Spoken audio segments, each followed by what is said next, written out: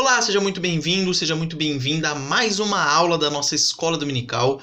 Continuamos no tema dieta espiritual, onde nós estamos falando a respeito de alimentos e exercícios que vão manter a sua vida saudável espiritualmente falando. Hoje falaremos a respeito do exercício do empreendimento. O texto básico que utilizaremos está lá em Efésios 2:10. Para começar, deixa eu fazer uma observação muito importante, para que a gente não confunda empreendimento com serviço, que é outro exercício espiritual. Nós já falamos aqui a respeito do serviço. Se você ainda não assistiu, assista, está nas aulas anteriores. Só para você diferenciar de um modo prático, serviço é uma coisa mais genérica. O empreendimento é uma coisa mais específica. Você pode servir dentro de um empreendimento. Isso aí eu acho que dá para facilitar o entendimento dessa forma. E agora vamos falar a respeito do exercício espiritual do empreendimento. Antes de iniciarmos, vamos ler Efésios 2:10. Pois somos feitura dele, de Deus, criados em Cristo Jesus para boas obras, as quais Deus de antemão ou anteriormente, no início, preparou para que andássemos nelas. Ou seja, nós, por sermos cristãos, devemos andar nas boas obras que Deus já preparou de antemão para nós. E o que é andar nas boas obras? Dentre as várias formas de andarmos nas boas obras, uma delas é o empreendimento, tópico ou tema que falaremos aqui na aula de hoje. Então, pela graça de Deus, Deus nos escolheu para a salvação e nos salvou. Preparou boas obras para realizarmos ou andarmos nela. A graça salvadora produz servos empreendedores. Somos salvos para servir e frutificar. Somos igreja de Deus para empreender a boa obra que Ele preparou para realizarmos. Como nós podemos resumir essas frases que eu falei aqui na introdução? Deus, Ele preparou boas obras para que nós andássemos nela. Então nós podemos andar nessas boas obras ou nós podemos participar efetivamente dessas obras, dessas boas obras, empreendendo. Uma coisa que é muito importante para que nós deixemos claro é que o empreendimento que nós estamos tratando aqui, ele não tem nada a ver ou tem algumas semelhanças com os empreendimentos que as pessoas fazem normalmente nas suas vidas seculares. Por exemplo, vou fazer um empreendimento imobiliário. Vou fazer um projeto para tal coisa. Porque na vida profissional da pessoa, ela vai fazer esse empreendimento buscando, em geral, uma coisa, que é lucro. Então, às vezes ela trabalha com isso, às vezes ela trabalha já com alguma coisa, mas ela está pensando em outro negócio. Aí ela monta um projeto, ela empreende e tenta conseguir auferir lucro com isso. O empreendimento que nós estamos tratando aqui não é assim, porque nós não podemos, é uma observação muito importante que eu vou deixar bem claro aqui, não podemos querer empreender visando lucro. Qual lucro que eu estou falando? Tanto lucro financeiro como lucro pessoal, de imagem, de poder, de se vangloriar porque você fez determinado empreendimento que deu certo. Então nós não podemos ser pragmáticos. O que significa ser pragmático? Fazer coisas que às vezes estão erradas, mas funcionam. Por exemplo, há um tempo atrás teve uma igreja nos Estados Unidos, que se diz evangélica, que inventou de colocar um ringue de MMA dentro do templo para chamar a atenção e chamar visitantes para a igreja, para aumentar numericamente o número de frequentadores, por assim dizer. O que eles fizeram? Uma coisa errada que deu certo, lotou a igreja. E isso a gente vê acontecendo demais hoje em dia. As pessoas fazem coisas erradas apenas para atingir determinado objetivo. E nem tudo que dá certo, qual é o certo? Nesse caso que eu estou falando, encher a igreja, aumentar o número de membros. Nem tudo que resulta nisso está certo. Então temos que tomar muito cuidado com isso. Então é um tema delicado essa questão do empreendimento, mas eu acredito que conforme nós formos explicando aqui vai ficando cada vez mais claro. Porque é sim uma necessidade do cristão ele empreender, mas é empreender para o reino de Deus e não para glória própria. Então vamos lá. O que seria então esse empreender para a glória de Deus? Você tem N empreendimentos. Quantas vezes a gente já não observou o nosso querido pastor Wellington desafiando nós a fazer alguma coisa? Eu desafio vocês, por exemplo, a evangelizar. Foi o que ele disse na última quinta-feira, na última sexta-feira, na reunião na oficina da palavra. Estávamos acompanhando aqui, eu tinha acabado a aula do seminário, deu tempo de pegar o finalzinho. E ele foi lá no final, nos recados, ele desafiou o povo a evangelizar. Então isso é uma forma de empreendimento. Você está sendo desafiado, por exemplo, a fazer evangelismo. O que é o empreender? É você pegar e pensar, nossa, como é que eu posso fazer isso? Como é que eu faço para isso dar certo? Isso vai ser um empreendimento. Você vai sentar, você vai pensar, vai arquitetar uma estratégia, lembrando, nunca diminuindo ou modificando a mensagem do Evangelho. Nunca fazer isso, sempre com base no Evangelho. Mas você vai lá e monta a sua estratégia. Então, eu trabalho em tal lugar, deixa eu ver como é que eu posso fazer um projeto para evangelizar as pessoas do meu local de trabalho. Tal. Aí você pensa aí o que você pode fazer. Antes de começar essa quarentena, estávamos arquitetando um projeto na igreja de clube de leitura de livro. É um empreendimento. Você fazer uma forma de confraternização e também de estudo de determinados livros, depois a gente debate o assunto e tudo mais. Então, há N formas de você empreender, e aí vai da sua criatividade. Lembrando de novo da sua criatividade dentro da fidelidade com a palavra de Deus. Se você pegar a sua Bíblia e ler Atos 17, você vai ver que Paulo, quando ele estava lá em Atenas, quando ele foi discursar para os gregos, ele não diminuiu a mensagem do evangelho, ele não distorceu a mensagem do evangelho, porém, ele usou uma estratégia retórica para chamar a atenção dos atenienses e conseguir falar o que ele queria falar. Isso foi uma estratégia, a gente pode até falar que foi um empreendimento dentro do empreendimento missionário que ele estava fazendo. Então, empreendimento você tem N formas de você fazer. E para empreender, há desafios. Nós teremos diversos desafios. O mais básico é talvez o principal, o primeiro, é a gente pensar qual é o empreendimento que eu vou fazer. Depois, escrever isso, botar a mão na massa, chamar alguém que possa te ajudar. Então, você vai ter diversos desafios. Mas eu aqui quero te encorajar.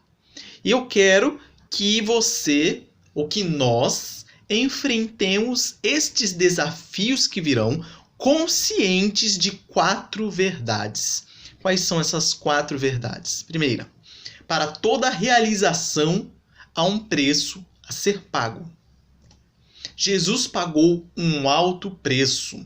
A gente pode categorizar, a gente pode classificar o processo da vinda, da encarnação de Jesus Cristo, do ministério dele aqui, como um empreendimento. Vamos supor, foi um empreendimento redentor. Lógico que é um empreendimento que só ele poderia fazer. Mas a gente pode classificar como sendo um empreendimento. E ele pagou um alto preço por isso.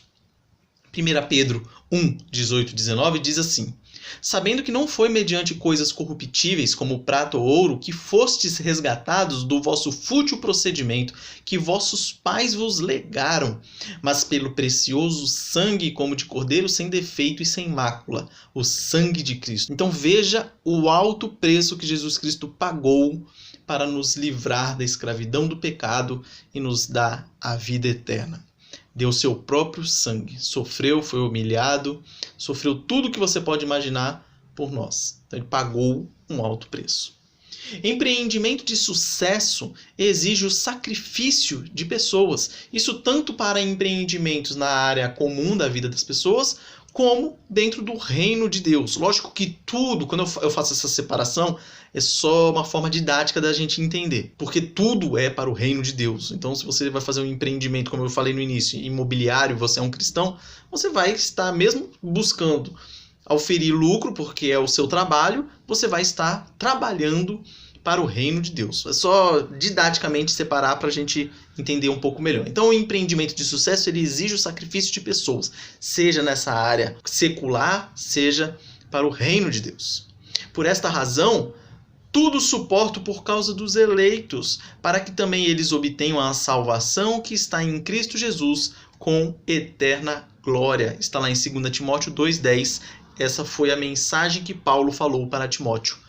Tudo suporto por causa dos eleitos. E a gente sabe a história de Paulo e sabe também o tanto que ele sofreu. Então ele também pagou um alto preço. Outro versículo que trata bem a respeito disso também está lá em Filipenses 3:8, que diz: Sim, deveras considero tudo como perda, por causa da sublimidade do conhecimento de Cristo Jesus, meu Senhor, por amor do qual perdi todas as coisas e as considero como refúgio para ganhar a Cristo. Então aqui nós percebemos o preço sendo pago. O servo não é melhor ou maior que o seu Senhor. Se nós somos servos de Cristo, nós não devemos esperar menos sofrimento do que ele. Então nós não queremos, por exemplo, como muitas igrejas pregam por aí hoje, a questão da teologia da prosperidade, que o cristão não pode ter problema, o cristão não pode sofrer perseguição, não pode sofrer humilhação, não pode sofrer nada. Ora, se Jesus sofreu todas essas coisas, por que nós não? Se nós somos servos dele. Então isso é uma coisa para a gente ficar bem atento. Precisamos, para continuar a obra de Cristo, pagar o preço da renúncia, do sofrimento, da injúria e da entrega total da nossa vida ao Senhor. Então esses são alguns dos preços que nós teremos que pagar caso nós resolvemos empreender alguma coisa para o reino de Deus. Imagina o quanto sofre por exemplo, um missionário. A pessoa fez um empreendimento missionário e aí ela se lança para os rincões do nosso país ou até do exterior. A renúncia que ele vai ter que fazer, os sofrimentos, muitas vezes perseguições, muitas vezes em muitos países prisões, torturas, muitos sofrimentos.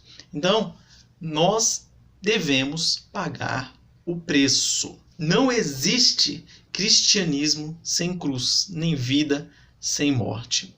É o que Jesus Cristo disse. Nós devemos nascer de novo e nós devemos carregar a cruz. E a cruz traz sofrimento aqui na terra. Mas devemos estar cientes e dispostos a enfrentar tudo isso.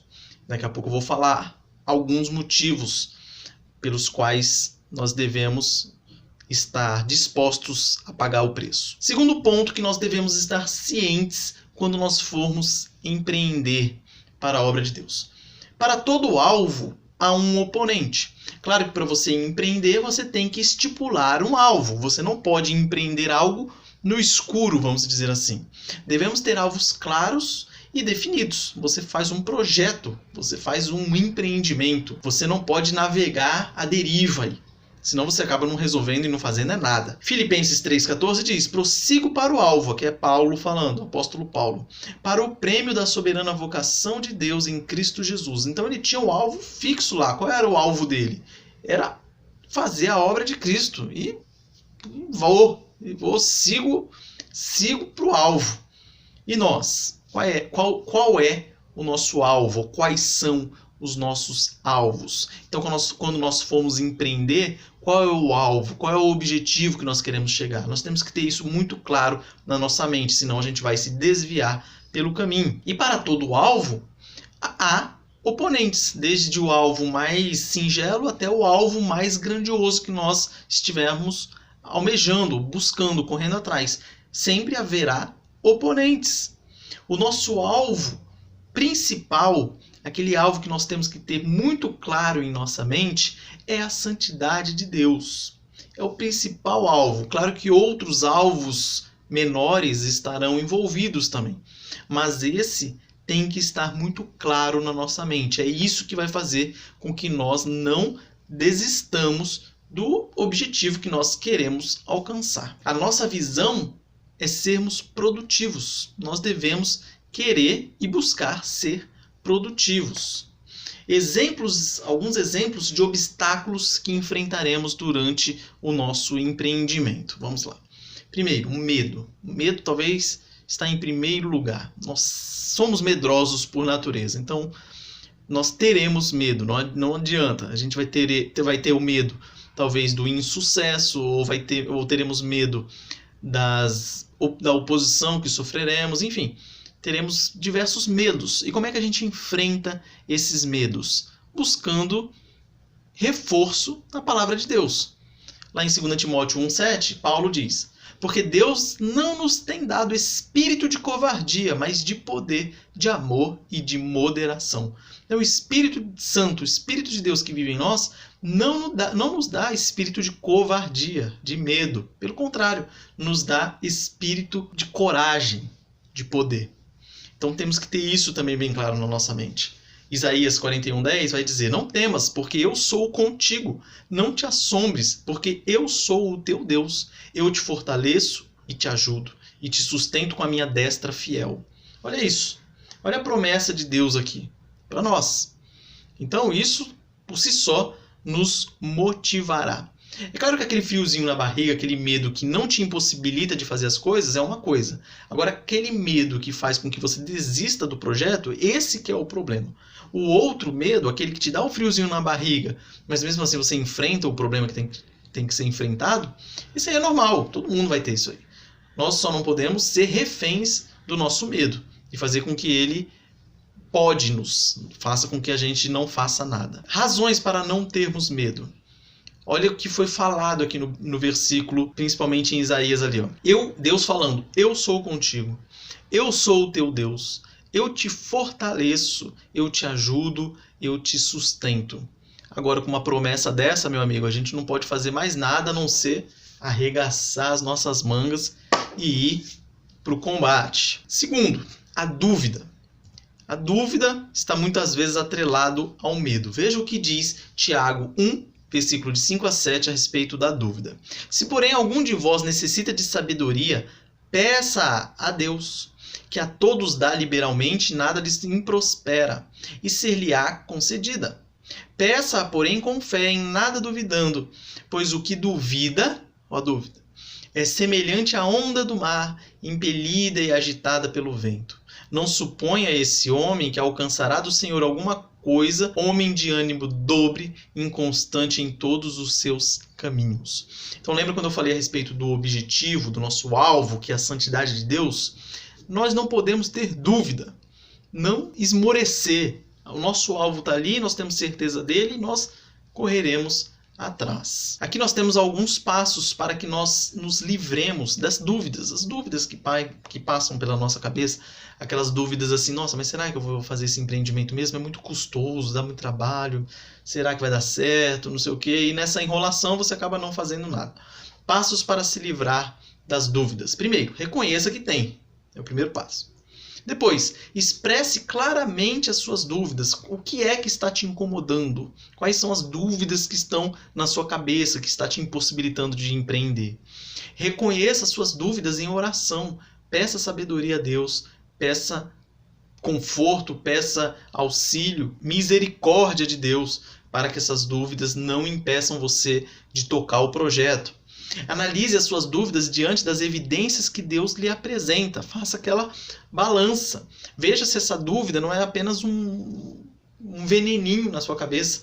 Veja as evidências que Deus te apresenta. Pô, será? Coloque lá, faça na balança e veja se tem procedência essa dúvida mesmo que você tem. Será que realmente era para eu ter essa dúvida que está me impossibilitando de fazer algo? Faça isso. Outra coisa, terceira, a desculpa. Desculpa todo mundo tem, né? Desculpinha, todo fracasso exige uma desculpa. Todo fracassado também. O fracassado sempre vai inventar uma desculpa. Pensem aí naquelas lutas. Eu gosto de assistir luta de MMA. Vira e mexe, tem alguém que perdeu e a desculpa dele vai ser: por que você perdeu? Porque eu treinei menos do que o outro, ou porque o outro estava com sorte hoje, ou porque eu estava lesionado, entrei na luta já machucado. Sempre vai ter uma desculpa. Todo fracasso exige uma desculpa.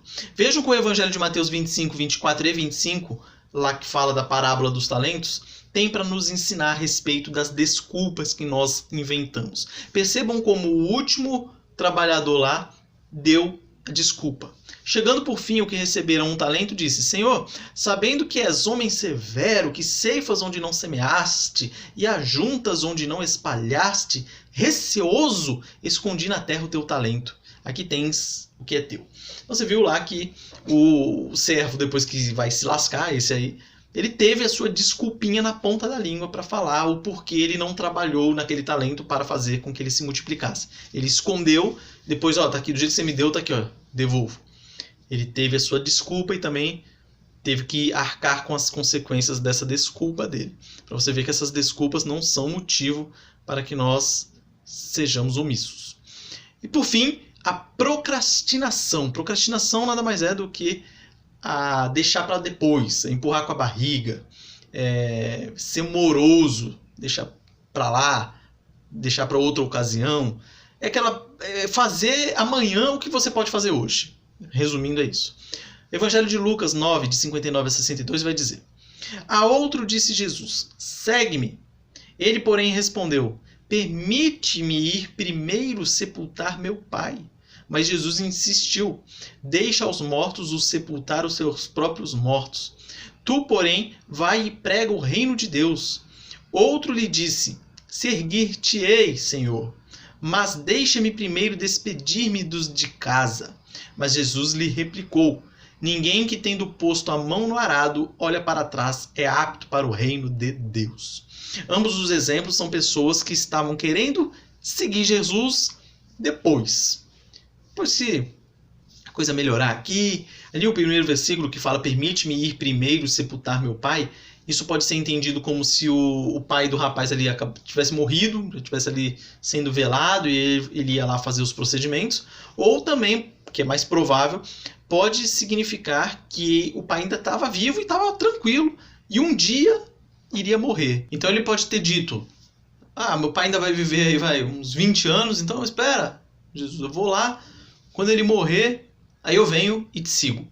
Então são duas interpretações possíveis de ser feita, mas de qualquer forma, tanto uma como outra significa isso, que ele deixou para depois o que ele poderia ou deveria ter feito ali naquela hora. Então devemos tomar cuidado com a procrastinação. Alguns oponentes que nós enfrentaremos durante o nosso empreendimento ou nossos empreendimentos são oponentes internos, externos, internos, as coisas que vêm de dentro de nós, externos, as coisas que vêm de fora, espirituais, materiais, visíveis e invisíveis. Então percebam que a quantidade de oponentes que nós temos que enfrentar não são poucas, mas nós temos a vantagem de termos Cristo.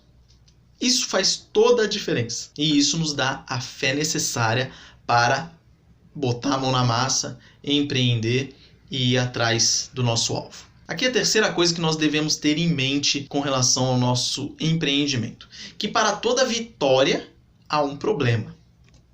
Em Jesus somos mais que vencedores. Para entrarmos no reino de Deus, passaremos por muitas tribulações. Então, percebam essas duas frases que eu coloquei. Parecem ser contraditórias. Em Jesus somos mais que vencedores.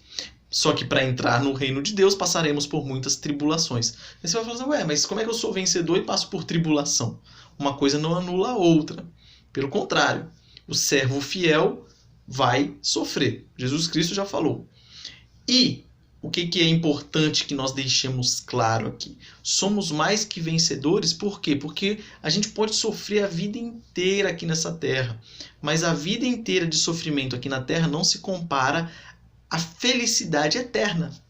Imagina uma vida que vai ser viver aí 120 anos E aí você compara 120 anos de sofrimento, supondo que você passou pelas mais diversas tribulações, os mais diversos sofrimentos aqui na Terra. 120 anos. Aí você compara com a eternidade. Não tem comparação. Por isso somos mais do que vencedores. Mas não podemos esquecer que passaremos sim por tribulações. Atos 14, 22 vai dizer: fortalecendo a alma dos discípulos, exortando-os a permanecer firmes na fé e mostrando que, através de muitas tribulações, nos importa entrar no reino de Deus. Então percebam aqui a tribulação sendo trazida para nós, muito diferente de muitas igrejas aí hoje em dia que estão pregando a não tribulação, ou dizendo que se há uma tribulação na vida do crente é porque é falta de fé, ou porque ele está amaldiçoado, ou porque é maldição hereditária, qualquer coisa do gênero. E percebam que não é assim. 2 Coríntios 7,5 diz: porque, chegando nós à Macedônia, nenhum alívio tivemos. Pelo contrário, em tudo fomos atribulados. Lutas por fora, temores por dentro. Aqui Paulo falando. Então, olha aí. Lutas por fora, lembra quando eu falei dos oponentes externos? Temores por dentro, os oponentes internos.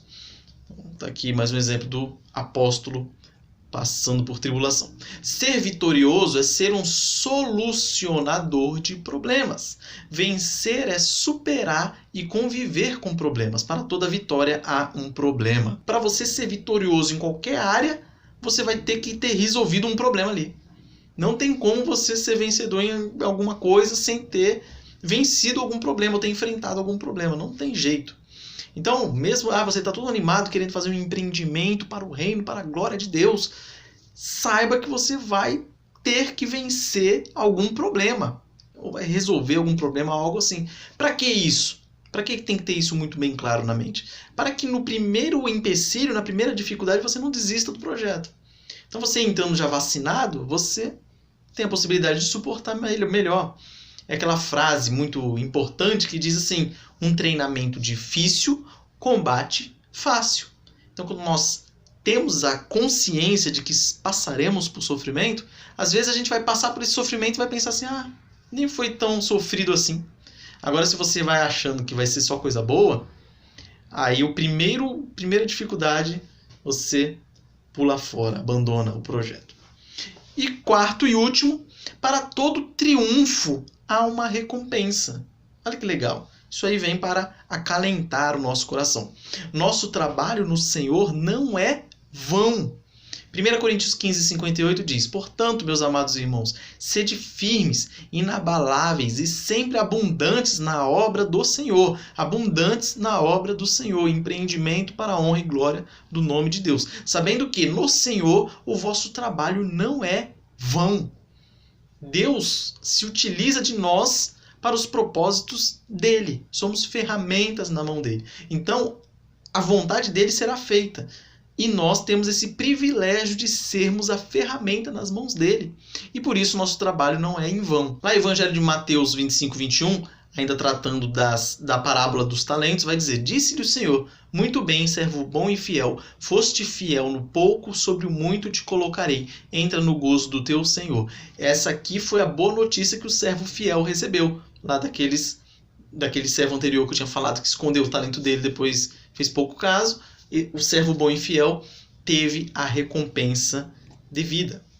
Hebreus 6,10 vai dizer: porque Deus não é injusto para ficar esquecido do vosso trabalho e do amor que evidenciastes para com o seu nome, pois servistes e ainda servis aos santos. Então vejam, aqui diz que Deus não é injusto e não vai se esquecer do trabalho que nós fazemos para Deus. É claro que esse trabalho, esse empreendimento que nós devemos fazer a Deus é por amor à obra redentora que ele fez por nós.